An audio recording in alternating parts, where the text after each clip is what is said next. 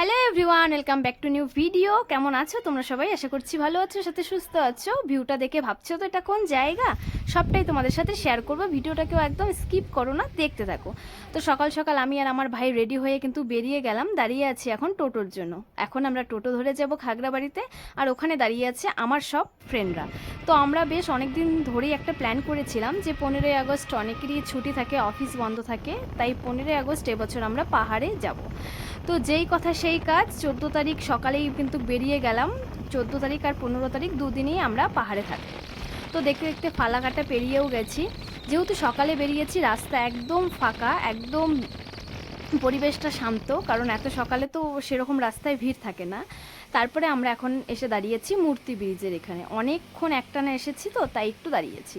তো দেখো উপর থেকে দেখতে কি ভালো লাগছে, জলগুলো ভীষণ সুন্দর আর একদম পরিষ্কার মনে হচ্ছিল দেখতে।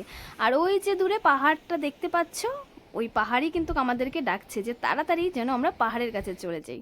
আর আমরাও দেরি না করে তাড়াতাড়ি বেরিয়ে পড়লাম। আর এদিকে দেখো 15ই আগস্টের জন্য কিন্তু ভারতের ফ্ল্যাগগুলো লাগিয়েছে, আর এত সুন্দর হাওয়াতে নড়ছিল, দেখতে অপূর্ব সুন্দর লাগছিল। তারপরে আমরা এবার চালসাতে একটু এসে দাঁড়িয়েছি। যেহেতু সকালে বেরিয়েছি, সেরকম কারো খাওয়া দাওয়া হয়নি, তাই চালসায় দাঁড়িয়ে লাঞ্চ করে এখন আবার বেরিয়ে পড়লাম। দেখতে দেখতে গরুবাথানেও ঢুকে পড়লাম। আর গরুবাথানে ঢোকার সাথে সাথেই মনটা হয়ে গেল একদম খুশি, কারণ পাহাড় দেখলেই তো মনটা খুশি হয়ে যায়। জানো তো, আমি এই গরুবাথানের দিয়ে পাপড়খেতি হয়ে লাভা হয়ে এই রাস্তাতে আমি বহুবার গিয়েছি, তবে কখনো মনে হয়নি যে এক রাস্তায় কেন বারবার যাচ্ছি।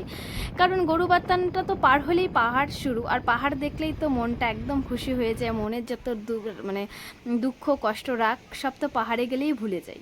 এরপরে এসে একটু দাঁড়িয়েছি পাপড়খেতিতে। পাপড়খেতির এই মন্দিরটাতে এর আগে বহুবার দেখেছি, তবে দূরের থেকে দেখেছি, সামনে যাইনি। তো ভাই বললো চল একটু ফটো ভিডিও করে আসি, তাই গিয়েছিলাম। একটু ঠাকুরকেও দেখে এলাম, একটু ফটো তুললাম, ভিডিও করলাম। আর এখানে আছে বজরংবলী ঠাকুর, আর বাকি যারা আছে ওরা একটু মোমো চা এসব খাচ্ছে। আর উপর থেকে জলটা এত পরিষ্কার, আর জলের আওয়াজটা দেখতে এত ভালো লাগছিল। আর চারদিকের পরিবেশ তো অসম্ভব সুন্দর। তো আবার বেরিয়ে গেলাম। অনেকটা পথ আসার পর রাস্তায় প্রচুর পরিমাণে বৃষ্টি নেমেছিল, তাই ফোনটা বের করে আর কোনো রকম ভিডিও নেইনি। একদম লাভাতে এসে দাঁড়িয়েছি, কারণ ভীষণ ঠান্ডা, বৃষ্টি সব কিছুর সঙ্গে একটু ম্যাগি স্যুপ ভীষণ দরকার ছিল। আর এই ম্যাগি স্যুপটাই মনে হচ্ছিল জমে একদম ক্ষীর হয়েছে এই ঠান্ডাতে।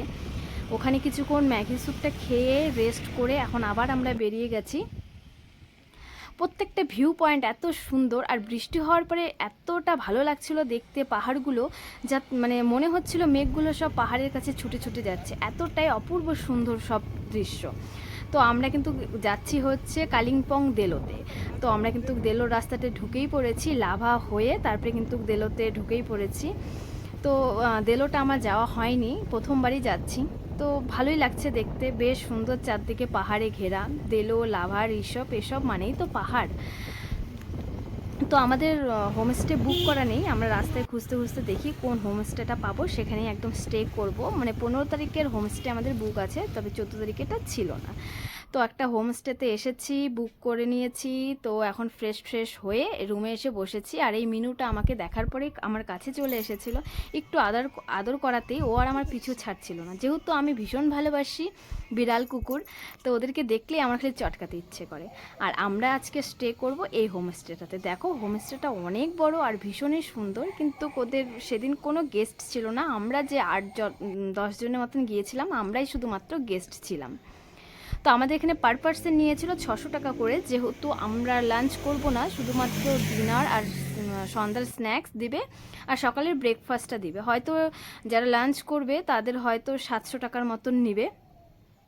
ভীষণ সুন্দর ছিল হোমস্টেটা, আর হোমস্টের থেকে ভিউগুলোও ছিল অপূর্ব সুন্দর। বেলকনির থেকে আমরা যাওয়ার সাথে সাথে প্রায় সন্ধেই লেগে গিয়েছিল, চারিদিকটা একটু অন্ধকার অন্ধকার হয়ে গিয়েছিল, তবে ভিউ তো ভীষণ সুন্দর। আর ওই যে দেখো আমাদের দেশের ফ্ল্যাগের সাথে পাহাড়টাকে কতটা সুন্দর লাগছে দেখতে।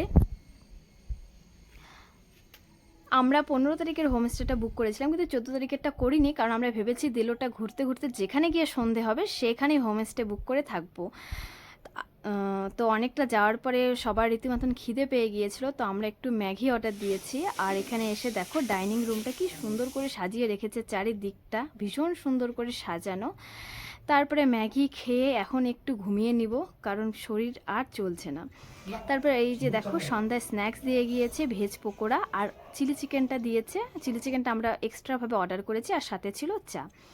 তো খাওয়া দাওয়া করে, আর রাত্রে ডিনারে ছিল ভাত, চিকেন, ডাল, আলুর সবজি আর পাঁপড়। তো ওই ভিডিওটা নেওয়া হয়নি। তো ঘুম থেকে উঠেই ব্রেকফাস্ট দিয়েছিল লুচি আর আলু সবজি। আর দেখো সকালের ওয়েদারটা কতটা সুন্দর। আর এখন আমাদের বেরিয়ে যাওয়ার পালা, তাই মিনুকে আমরা তো চলে যাচ্ছি এখন। ও একদম আমার কোলে এসে পড়েছে। ও বাবা কানু দেয় কেন, চলে যাচ্ছি দেখে। পুজো হয়েছিল, ওই হোমস্টের যে অনার ছিল সে প্রসাদ আর এই সিঁদুরটা দিয়ে গিয়েছিল। তো ওখান থেকে বেরিয়ে সুন্দর একটা দেলোতে এই মন্দিরটা আছে, আর মন্দিরটা দেখতে অপূর্ব সুন্দর, অপূর্ব। চারদিকটা এতটা সুন্দর লাগছিল, আর ফ্ল্যাগগুলো যখন হাওয়াতে নড়ছিল সেটা দেখতে আরও বেশ সুন্দর লাগছিল। দেলোটা বেশ সুন্দর। দেলোতে কিন্তু দেলোর পার্ক আছে, আরও এরকম বৌদ্ধ মন্দির আছে, বেশ সুন্দর দেখতে দেলোটা। তোমরা কারা কারা দেলোতে গিয়েছো অবশ্যই কমেন্ট বক্সে কমেন্ট করে জানিও, তোমাদের কেমন লেগেছে সেটাও কিন্তু জানিও। এখন এখান থেকে আমরা বেরিয়ে যাব, আমরা 15ই আগস্ট যেখানে স্টে করব সেখানে চলে যাচ্ছি।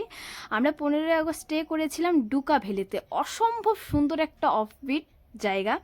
তোমরা নেক্সট ভিডিও পার্টে দেখতে পারবে। অবশ্যই চ্যানেলটিকে সাবস্ক্রাইব করে রেখে দাও, কারণ এরপর ওই ভিডিওটা তোমাদের দেখতেই হবে, কারণ ভীষণ সুন্দর, ভীষণ সুন্দর, যেটা মানে বলে হয়তো বোঝানো সম্ভব না। তো ভিডিওটা কেমন লাগলো অবশ্যই কমেন্ট বক্সে কমেন্ট করে জানিও। ভালো লাগলে কিন্তু লাইক কমেন্ট করতে একদম ভুলো না। সবাই ভালো থেকো, সুস্থ থেকো, সাবধানে থেকো। দেখা হচ্ছে নেক্সট ভিডিওতে। টাটা সবাইকে।